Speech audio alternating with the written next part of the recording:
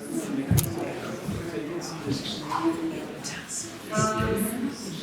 everybody. Hi, guys. Wow, thank you guys all for coming out on a Saturday afternoon. We'll get more chairs next time. I'm Judith. I'm the owner of the Rinehart Gallery, and we have just been absolutely thrilled to host this exhibition of Kimberly Trowbridge. I'm just jumping right into it. Figure. This shows a culmination of her work over the last 3 years that really shows the breadth of what she does. And I'm sure we'll speak about this some more. Most of you probably know her. But for me, this show just shows how A, she's such a formal painter, and B, everything is a figure. You've got these landscapes with, the tree that is just as formally, figuratively painted as the nudes. You have these master paintings that are just dramatic as hell. If you know Kimberly, she's dramatic as hell. So without further ado, I will introduce Kimberly Trowbridge, who will be in discussion today with Rhoda Donkin, who is a longtime friend, and other things. And I will turn over to them because they'll be a lot more eloquent than I am. But thank you so much.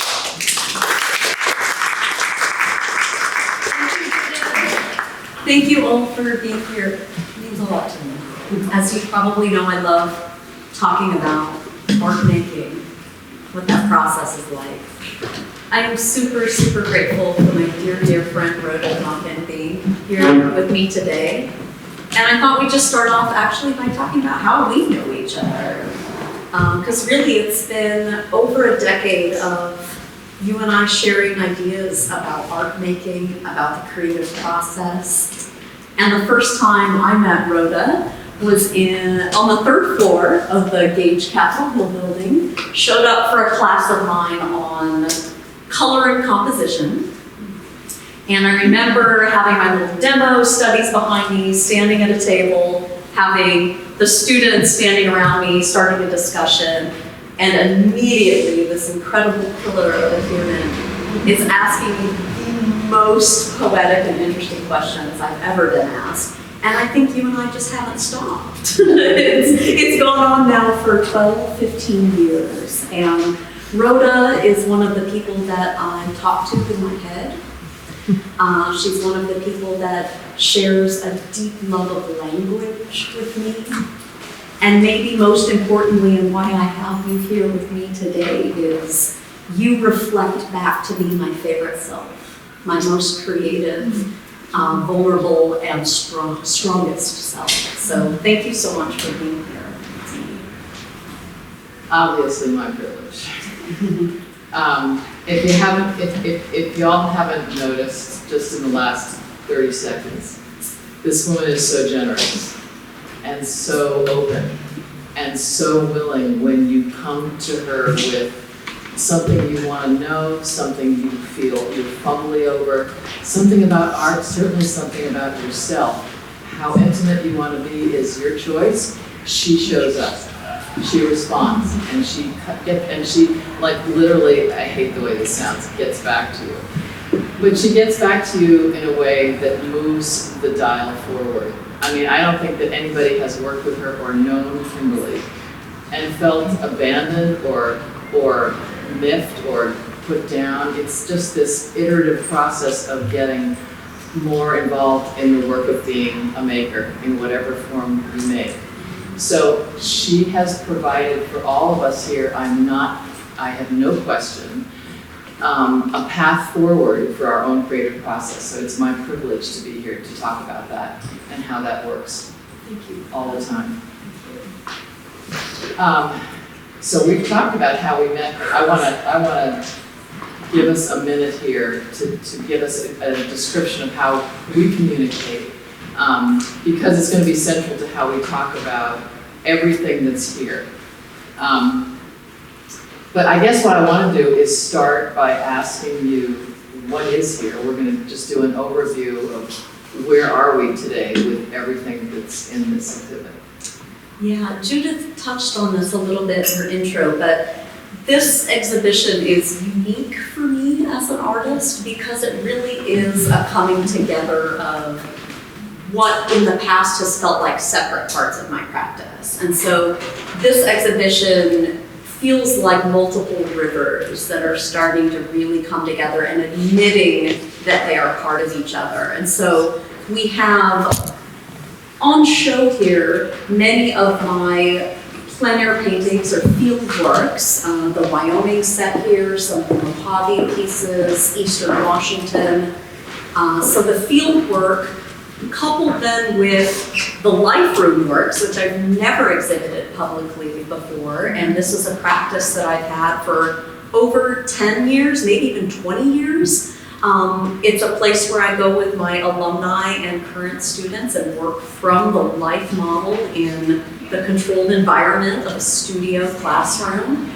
And then also the master studies, like this Poussin here, where I look at different artists from the past and really, in some ways, insert my energy and self into them and find the kind of rhythms and composition that become the scaffolding for how I see the world. And then, of course, now we also have what I feel are very playful sculptural forms that, to me, are very much coming out of paintings. And I had described this to you, Rhoda, that I felt like the sculptures and the figurative forms of them, I can like hear them. I could hear them in the distance like horse hooves. Like they wanted to come in. And I didn't know how they were going to come in because the landscapes are these theaters and I knew the figures wanted to come in, and it's been a delightful surprise that they needed to actually be physical, tactile forms.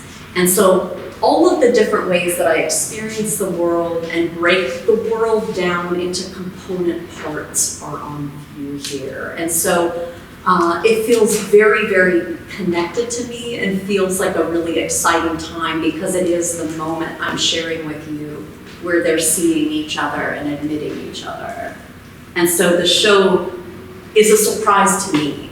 I actually didn't know if it would work. And when I started to put it together, and Judith was such an incredible help to me in putting the show together, the show actually is for me. It's actually for me to be able to witness myself and to see how these modes of thinking and operating and working in the world come together. I want to dig right into process. That's, I think, I want to get to that because it somehow has always, it's always been a source of question to me.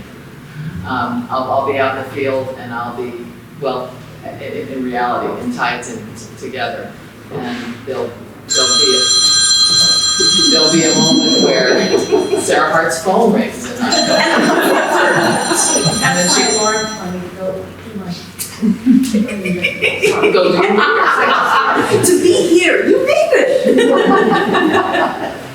Good job.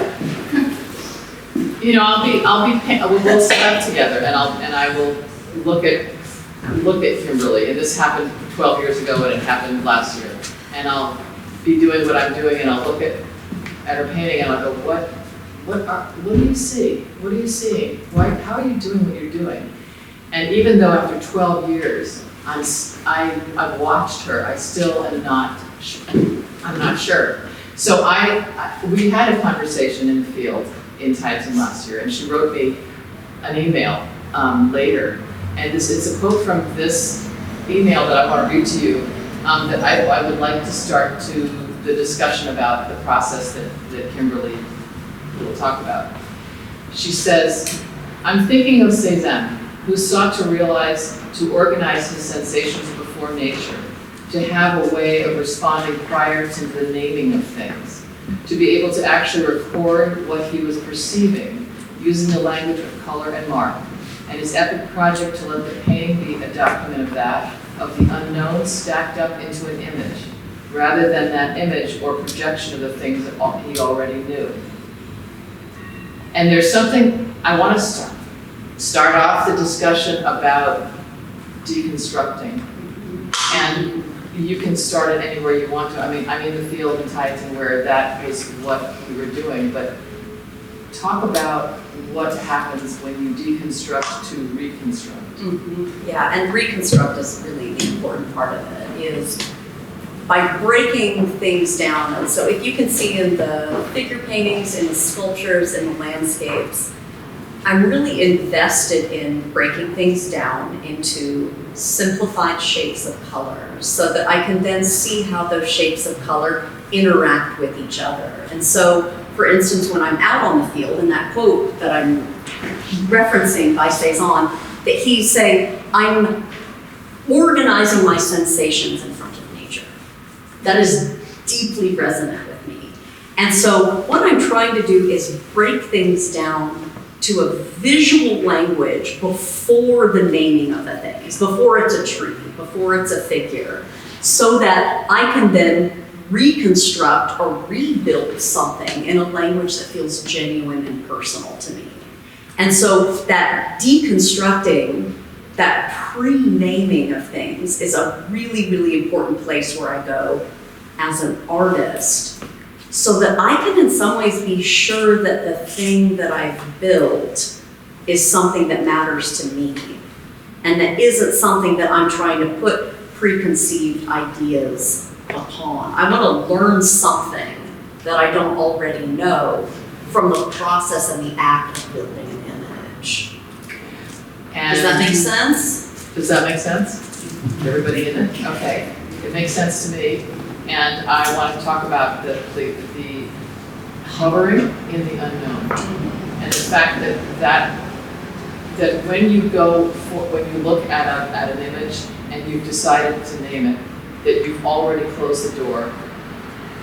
It feels that way to me. Okay, good. Yeah, that if I say it's this thing, that it's a figure, it's a tree, then I already have so many assumptions about that. Now, of course, to some degree, if we nitpick it, much of that is impossible to totally disintegrate and dissolve. But I feel like my joy and really job as a visual thinker is to try to bring it back as far as possible and hover in that space of unnaming and non-judgment, really. So holding it in a space of ambiguity for as long as possible as the thing is being choreographed and built, so that then the form that arises out of that building is something that gets to teach me something new about my experience. And I actually think it is a leap of faith. I think it's a leap of faith into the unknown we talked about this out on the field where, oh my gosh, that's actually kind of terrifying to just respond to the shapes of color, but like what, don't I need to make it look like a tree or make it this thing that's recognizable? But having faith in this incredible poetics of what painting is, and painting is just shapes of color arranged on a flat surface. And so to use the native language of painting to dig into my sentient experience of the world around me, to perhaps tell me in this visual poem something deeper about my experience than I in my conscious naming mind can possibly even get near. And so it does feel like a leap into a pretty terrifying unknown, but also those of you that have experienced it, also rather thrilling. Rather thrilling. So from there, I want to think about your paintings in Wyoming.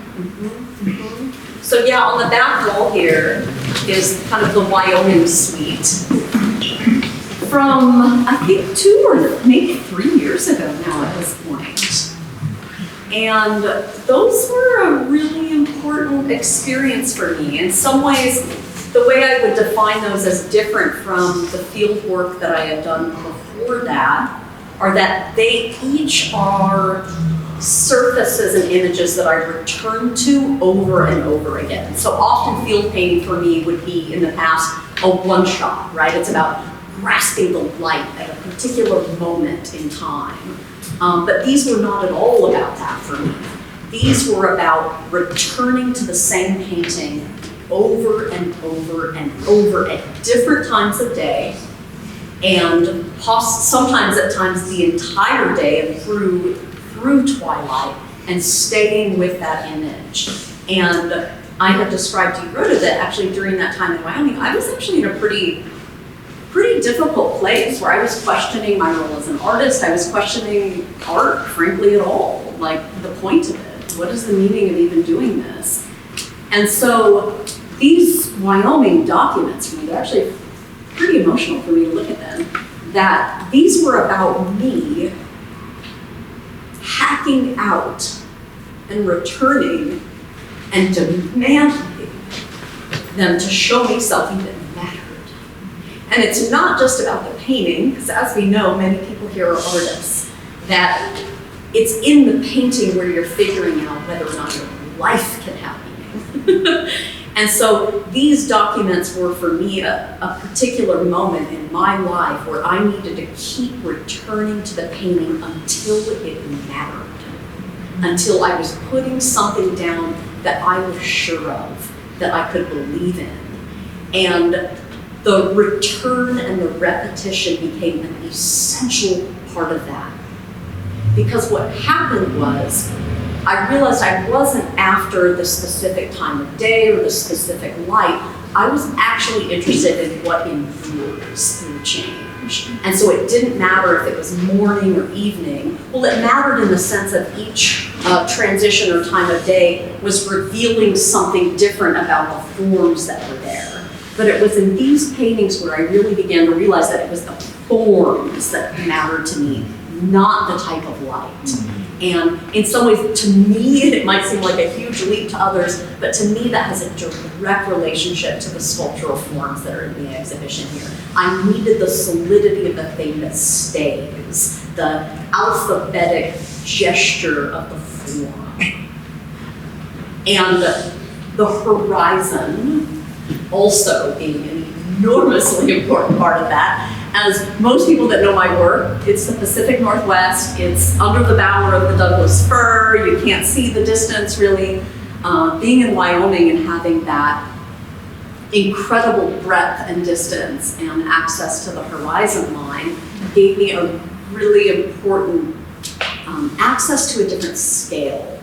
And so it's the tableau of the middle and far distance of those paintings that became what the paintings really were about for me. So yes, I've got a pile of logs in the foreground, I've got the mullion and the fence post, but really it was all about setting up a scenario where my distance or proximity to that back tableau or that theater of shapes didn't have to be described, that by that distance they already just were firmly shapes of color. And so I felt that I was very clearly and articulately reading the script in a way that a Poussin painting is a script of characters on that Renaissance-like stage. And so I felt this incredible epiphany or power in being able to stack up those little building blocks like figures, like trees, like mountains,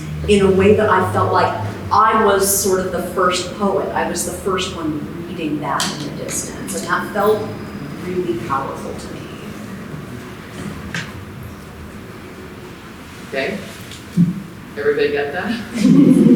I'd like you to repeat it one more time. Right. Do you want to just everyone, shall we just take a second to savor that? Thank you. It's like if you look at those distances, I have this like little joke in my head, which is stupid, it's ridiculous. But like that if you were on Google Maps and you zoomed in, what you would actually see is that. That the theater is out there. All the figures are dancing and spelling out the language that you need to see. It's all there. Right? I want you just to add one more thing that we talked about, which is that in every case, not so much here, but in your landscapes, you're locating yourself. And I want to have you talk about locating yourself both in terms of the theater and the horizon and the actual being there, but locating yourself emotionally, which is what you were talking about in the very beginning. And how painting is connected to that always. Field painting in particular, being out in the world, like it can be so overwhelming. It can be, We can just say it is. it is, it is overwhelming. Throwing darts into an abyss. And so much of what the process of painting on the field is for me is about asking the question, where? And in some ways, like I look at the field, the actual field here, that painting with the mullion, and it's like a musical score, and I'm marking time and place through noticing of contrast. And so each mark or shape is about trying to locate where each of those shapes are in relation to each other within the composition. But ultimately, in a more emotional and physical way for me as the painter, the process of the painting is actually trying to figure out where the heck I am. Like trying to locate my body in space. And so each mark and shape is an attempt to sort of answer and hone in on that question, which is ultimately related to presentness. It's about questioning where, because of course in our mind, we're all over the place. And my cell phone, I've got messages coming in, and I want to run off and get a nice coffee, or I don't have the right tube of paint, all over the place. Not anywhere that you can locate. And so field painting is a place that I have found where I can go and attempt the process of slowing that down and silencing those other questions, so that I maybe, for the first time ever, can experience my body in a place amongst other things, other natural forms. And so it's really a spiritual process for me in that way. It's about locating where I am and just being there. Maybe that's an impossibility, but it's certainly a beautiful attempt. You also made some other comment about the Wyoming paintings, just to wrap on them, is that you had a certain rigor in that, and you really demanded so much of yourself. And maybe you commented initially on that, but there was something about that I wanted to just return to for a second. Yeah. Or not. No, it's a painful thing in a way, because those the stakes were everything. My whole life, like I had figured it out right there. Like there wasn't any beyond that. Like these paintings, in them, I had to make it matter. I had to make being alive matter. I had to locate myself so that I had a starting place. And that's what the painting process was, particularly in those paintings. It sounds very dramatic, and it's also totally true. I'm just going to say something simple here, because I think I came up and talked about the fact that students of Kimberly's will experience the same thing with her. That there's a moment where she is addressing you in the business of making art, and what you are concerned about matters. And that is the same way she lives her life as a painter. It matters that you have that question. It matters that you don't understand. It matters that you can ask. And I think all that stuff you carry to your work all the time. So you share it as a teacher. Share it as a teacher. You know, I love the word matter. Yes. Making it matter. That by deconstructing in this wonderful language of shape and form, so that I can rebuild a life that matters to me. And then the matter, this is matter. It matters. It's matter. Yeah. And it feels amazing. And so it is. It's about breaking it down, rebuilding it, and having a vocabulary, an alphabetics, where I can create a poem that allows me to keep moving forward fluidly and continue to create. And so by breaking my formal language down of painting, of sculpture, of shape, of color, I want to give the viewer that. I want those shapes to be on display so that you also can begin grappling with and seeing the very building blocks by which it was constructed. that's what I want to give. I want the work to be generative in that sense. Quote from Kimberly last night in our conversation. She says, "I'm leaving you a lot of breadcrumbs. I'm showing you the shapes that make it over time, survive my inquiry, instead of cleaning up after myself." Yes, So, yes. can we move to your figurative work? Yeah. And what we've started talking about, how that translates to what you're doing there. Yeah, and the similar thread of the figurative work and You're apart. You're gonna get attention. yeah, that's Turn it true. off. 2 strikes, baby. I did. Nan, help her out. The thread that the obvious thread that connects the field work with the figurative work is that these are painted on location with the motif in front of me, so observational. And so I am confronted, either with the field or in a more, again, controlled environment of the studio that has a very specific light and a specific timeline. 3 hours, ready, set, go. And so for me in doing this, and I'm bringing them into the conversation here for the first time because I would say in some ways for the first time as an artist, I am really understanding how my pedagogical practice is so related to my creative practice. So my teaching practice and that desire to be generous and share the shapes of the making of the thing all come out in these pieces for me. So they are pedagogical studies in that they're really specific, limited palettes. So the one on the far right is just cadmium orange, ultramarine blue. It's an assignment I do with my students. And in Life Room, it's not a classroom setting. I'm there hacking it out. My students are alongside me hacking it out as well. And so these are real, can it happen? What I'm asking my students to do. Can I do it? Can I? Not as a proof in a sense, but rather a theater where the grappling can occur. And what they're about for me, and what all of my work really in some ways is about for me, is the attempt to unite color and form. It's this wonderful battle in the history of painting, is form versus color, and just the beautiful modernist tradition that I am so deeply, deeply in love with, is allowing colors to sit next to each other from the very beginning and create a real sensitivity to how they operate and respond to each other to create, in the sense of the figure, the illusion of form, or form itself, compositional form.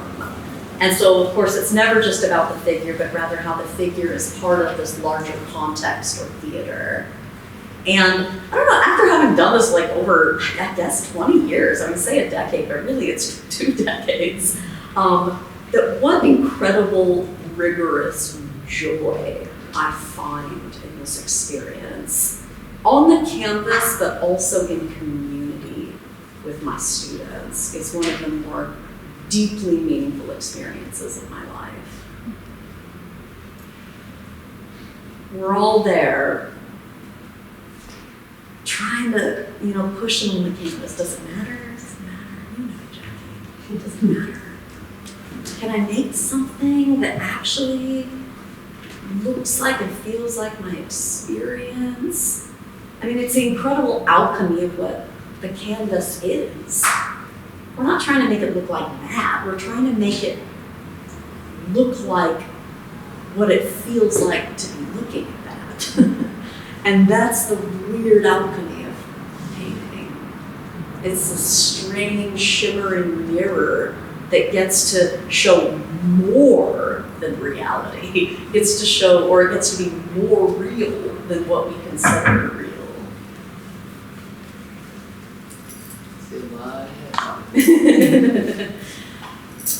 Yeah, it's the place where we go, and I mean, why it's so amazing being a mentor and a teacher too. It's getting to work with people that want to ask that question, want to ask doesn't matter. How can this blank rectangle become a mirror that shows me more clearly who I am than my current understanding?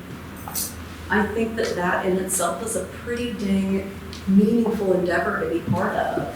And so to be part of witnessing people in that experience is one of the probably my greatest work of art in some ways, is creating a community of people that are doing that.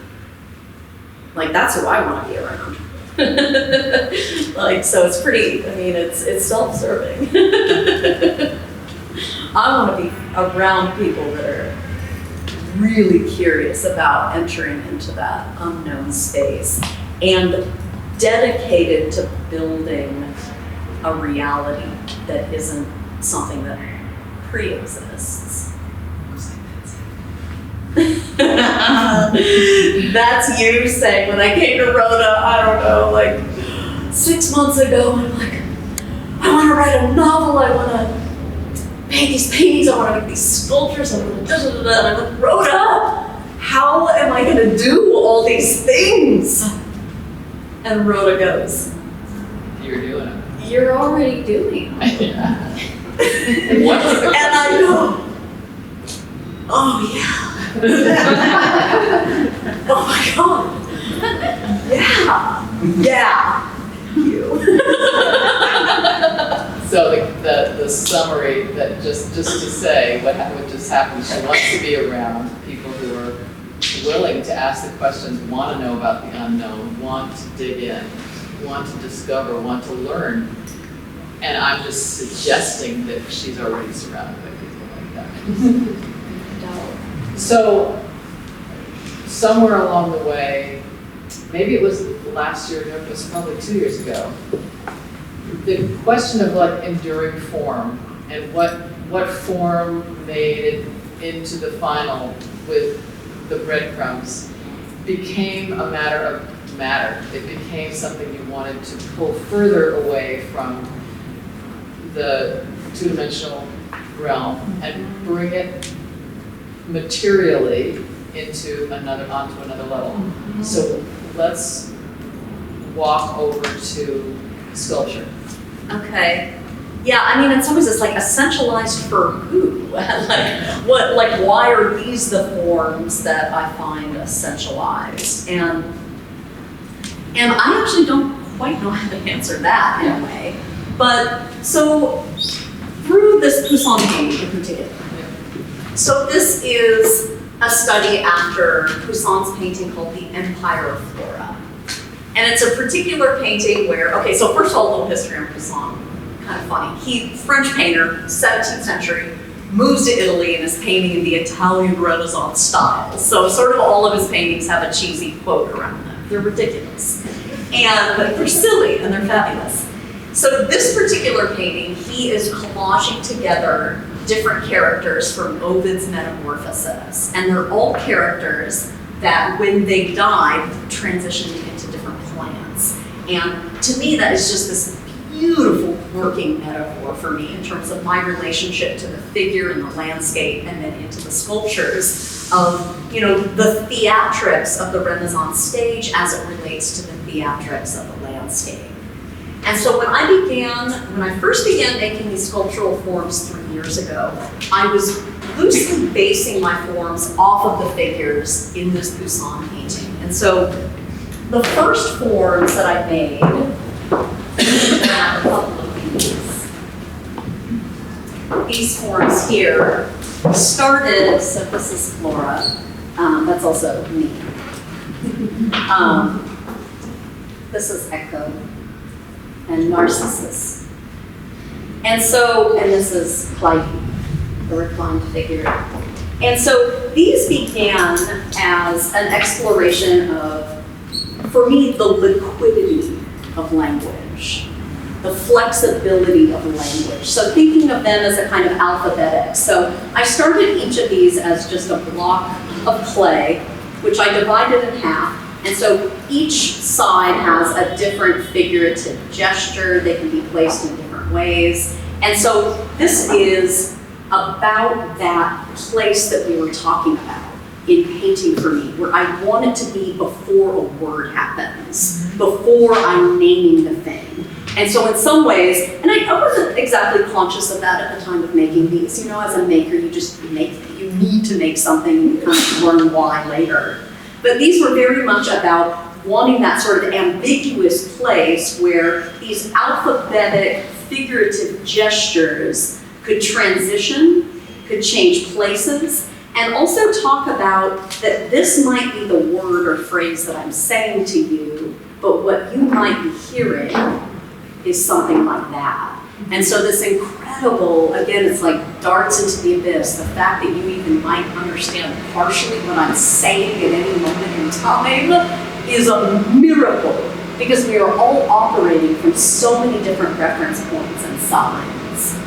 And so this small freeze came about, and then the larger, or I guess medium-sized forms started to even pare it down even further. And so not even having the double sides, falling even more in love with kind of the negative shapes between them, but all of those figures are based off of the figures here in the Poussin painting. So like even those two figures on the back wall there, that's Ajax and Ajax. And Ajax is this figure here who is falling upon his own sword. We have Narcissus, Echo, Flora. We've got beautiful Hyacinth with his arm up, beautiful sort of transgender, transplant human. And I just have to grab a Hyacinth because it's one of my favorite shapes, Shelly. This is Hyacinth.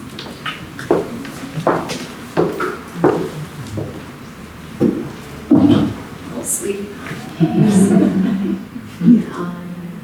And so this just became this wonderful exercise over the last 3 years. I started really doing it. I traveled down to the Mojave Desert, taking wonderful workshops in the Yucca Valley Materials Lab with Heidi Schwegler and Michael Endo, and learning this process of building a 2-part silicone mold, starting to cast my forms in plaster, and then more recently in concrete, and adding some iron oxide to them to start tinting them at different values, and creating this whole sort of laboratory of alphabetic shapes that I feel like I'm just at the beginning of. I was going to say, I feel like what you're saying, what we were talking about, and what I think is happening is that the shapes that you were unable to describe as an essential form, maybe you don't know. Maybe you don't know that it had some meaning, and then you make it, and then it has another meaning, and it continues to. Yeah, I think maybe it is, maybe the essentialized form is a form that is in transition. Yeah. That it is never just going to be one thing, that it can be multiple things, that it can be turned around. And so that the possibility is still open. Yeah. Yeah, that it hasn't yet been called a tree. Right. It's not yet a figure. So it doesn't have any baggage or any associations yet with it until sort of the play in concert with the other shapes and figures start to create a meaning together. There's something in there that is deeply important to me that I don't know if I'm articulating that well, but it does have something to do with the fluidity.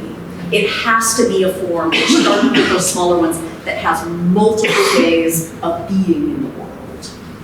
And I think that that's really related to painting. Keeping, during the process of painting, keeping it as open as long as possible so that more meanings can flood in. And I know so many of you painters out there know that feeling where it starts to tighten up and it becomes this one thing and it's dead. Like it's not alive anymore because it doesn't have multiple meanings flooding into it and asking you questions anymore. Yeah, thank you for that question, because I think I'm actually getting closer to it than I've been before in terms of it having to be a fluid form. And so in some ways, the more simplified or pared down that gesture and that shape is, the more opportunity it has to speak multiple languages or be in multiple contexts. Yeah. That just happened. I thought so. Well, we got a plan, so. We wanted to learn today. Yeah, that was something we wanted. Yeah. Yeah. Should we open it I up? was thinking. We're gonna open it up. Yeah, let's open it up. Technical question, Love technical. and I love how philosophically you go. Thank you for that. I'm wondering if you ever find a limitation or kind of an obstacle or a stop, gap between what you're feeling that you want to put on your canvas and the limitation of your hand doing it. Is there a, or is it fluid for you?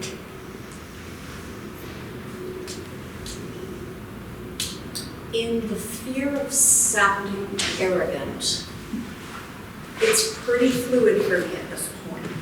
And I think the reason for that is because of my commitment and rigor with the paring down things, so that it's never gonna be about that one thing, it's gonna be that one thing in relation to the other things. And so in some ways that question isn't even relevant. Like, it's the building and the searching and the seeking for the thing, if that makes sense. And your physical,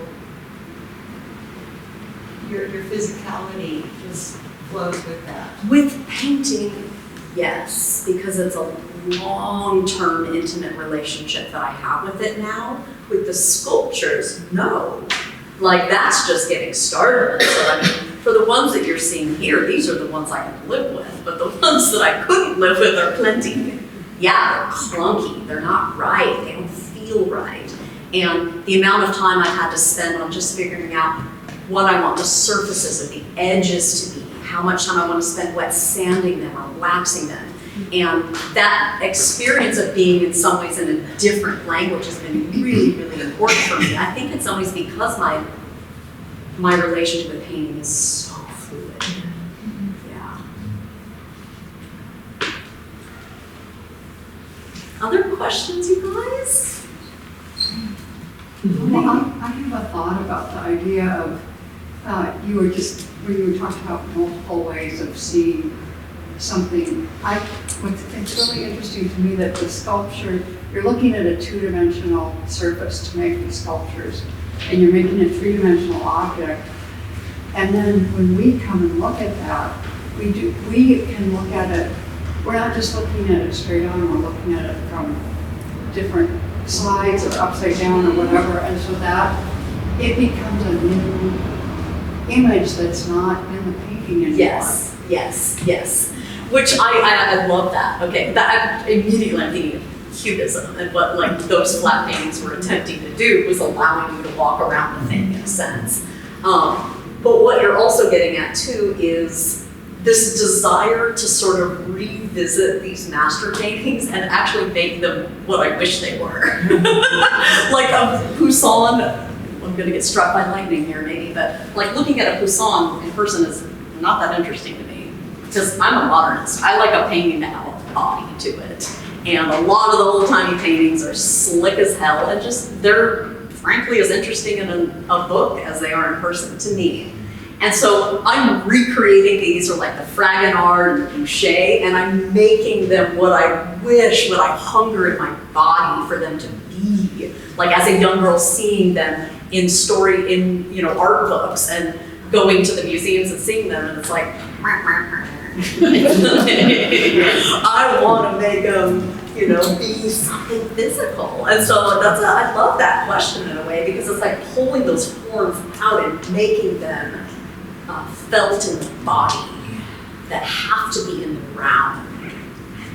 Yeah. Speaking of round, moving on, are you moving towards unpacking a relationship to feminism in these history studies? Is that something that interests you? In the sense of placing my body, like I'm describing, inside of them, yeah, I think that's a deeply part of the hunger of going inside them, embodying them, and recreating them. I think there is an element there actually that is very, very tied to being a female body experiencing these images. Yeah. I'm loving that these sculptures, what you said just a few minutes ago about them just exuding this potentiality that could be, so many other things and leaving it open for us.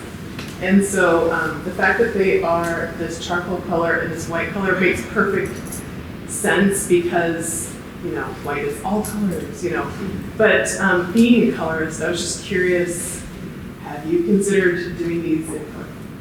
Yeah, I've gotten that from quite a few people. And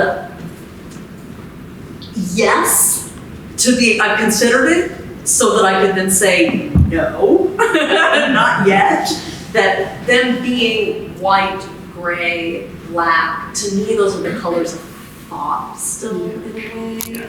And in some ways, color would be so distracting at this point. That I really just want to celebrate the form right now. That being said though, those two over there, for the colorists among us might notice, the one on the left is lavender and the one on the right has a little bit of pink or peach in it. It's very, very subtle.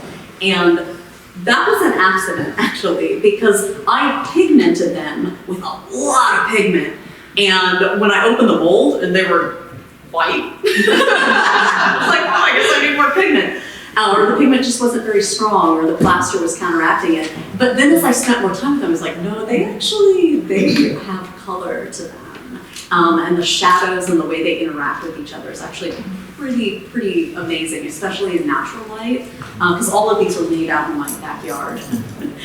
And so it's something I am interested in. Like, I like to throw in a lavender shade, just to flirt a little bit. Because those that know me know I love me a little bit of a lavender shadow on a thigh, or So lavender's probably the starting place. I'm also interested in, at some point, hopefully working up at Pilchuck and making some of these forms out of glass. I could see them in a very, very pale pink that has been sandblasted. So it's not shiny glass, it's not my thing.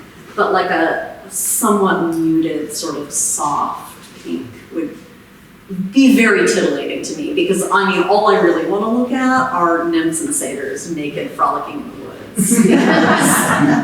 Me and Bacchus be like.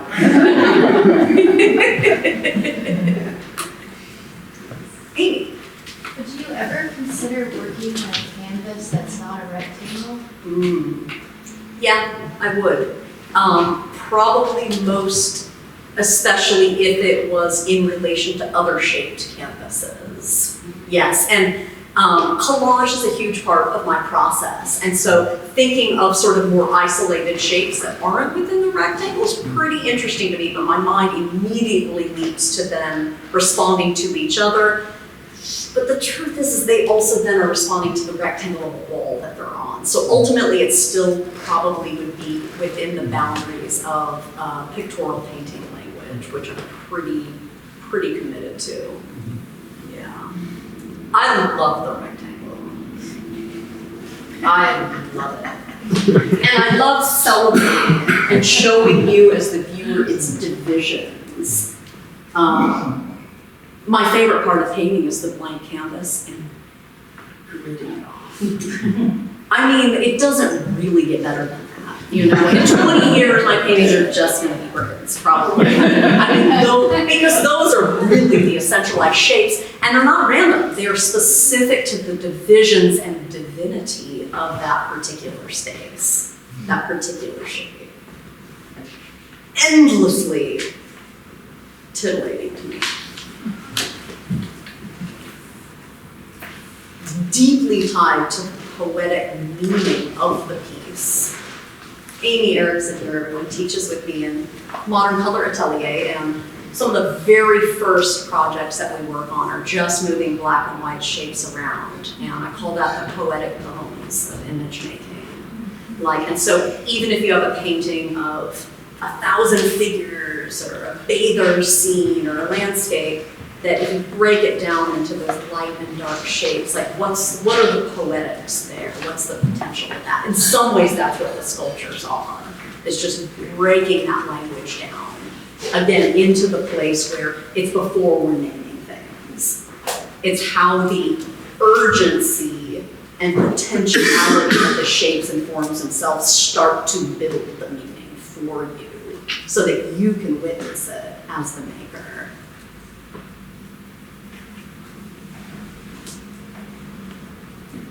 I have a question. Josh! So you talked a lot about in your Wyoming paintings the sort of meaning and impact it had for you to be working in like a much larger landscape and with a huge horizon. Obviously, the Wyoming, the taipan is a very different color palette for you than the traditional Kinney tea greens. And so I'm curious if there were similar sort of like impacts or lessons or what it did for you to be working in a different palette. Yeah, oh, I love that question because that actually is a significant part of that journey for me. Part of the big hunger was that, oh my God, I'm actually kind of getting sick of green. And so like going to Wyoming, and it was late summer, and the fields were just dead yellow and all the shadows were purple. And so it was this experience of the yellow-violet complement set just trickling through me. And one of the things I love so much, and I talk about in field painting, is that being a sentient, breathing, living, biological animal out in this landscape, that inevitably I'm being shifted and changed by the different colors that I'm perceiving. And so a true excitement as an animal in feeling and experiencing a complete shift in palette. And so the work that I did in Wyoming really started making me see the Mojave Desert and Eastern Washington and crave that in a different way. Crave spending time on a different part of the color wheel, which is another way of thinking about the poetic bones of an image, that if that's the starting place or the slice of the pie or the relationship, of course the meaning shifts. The whole, it transitions every relationship that's happening in the painting. And I told you this last night, but something that happened to me in those Wyoming paintings, so it was late summer, I land in Wyoming, I'm picking out my motifs, yellow, violet, yellow, violet, yellow, violet, just like and then frickin' autumn starts sneaking in. And I was pissed because these like flashy, like arrogant oranges and yellows started popping up on that tree line, and I was like, no, I haven't like found the essence of Wyoming in yellow violet, and these freaking oranges started coming in, but I had to keep going, and so I started incorporating them. And then one of the first of the paintings, actually, Josh, the one that's right behind you with the magenta mountains in the back, that I was working on that painting all the way through sunset into twilight, and those mountains and the sky turned magenta. And that magenta gave me a bridge into the warms of those oranges and into the yellows, and created this prismatic unity that felt divine. It felt divine. Yeah, that shift in palette is really exciting to me. Yeah. Red, green, Pacific Northwest, yellow, violet, high desert. I gotta find my orange, blue. I think it's all over equinox. All over equinox. Judith? What's next for you? Big sculptures. I think I really, what I want to do, I think I want to do some public works so that I have some help, some backing, but I want to do some pretty big concrete sculptures, like the legs that are on the table there. I can envision people being able to actually walk under the legs. And the painting that's on the main wall here on the other side, that's the one painting in the exhibition that actually represents a little bit more of my current practice. That's the one painting in the room here that has been created since the sculptures were created. And so it's a painting sort of about that in a way, but it's also a really big return to me for the work I started doing in graduate school and after. These collages speak to it as well, where it's not as observationally based, but it's more an invention about, again, that wonderful formal restriction of the rectangle and the way the shapes fit into it, and also at the same time the admitting of the figure. And so that painting kind of represents the next few steps. So I'm pretty excited about the weirdos that are in the studio right now. Yeah, I don't know what they are, which is exciting. Yeah.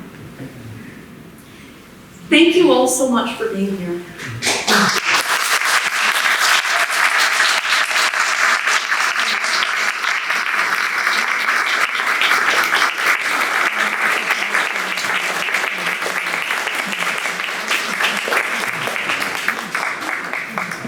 Woo!